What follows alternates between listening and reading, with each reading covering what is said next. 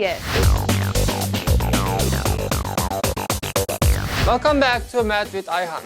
In case you were wondering, I am Ayhan and this is Math with me. This week's question will be on perfect squares of binomials. Without using your calculators, what is the value of the square root of 2017 times 2019 plus 1?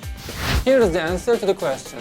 Now we will find the numerical value of 2017 times 2019 plus 1 without using the calculator.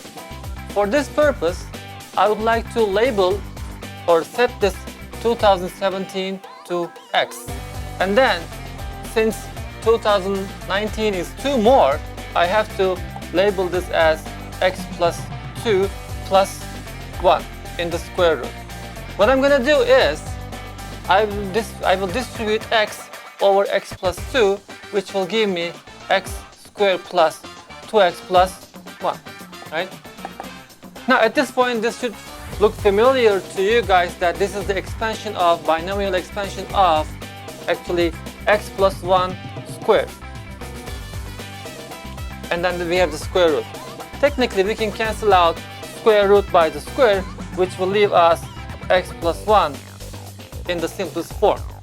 Just because I had labeled 2017 as my x, the value I have at the moment will be 2017 plus 1, which is equal to 2018 is the final answer.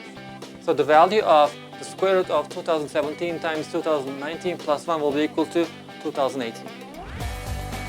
Now it's time for math with you.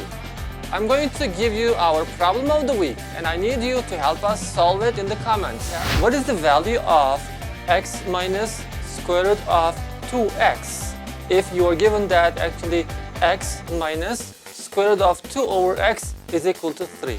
Don't forget to watch next week's video for the answer. Thank you so much for joining us.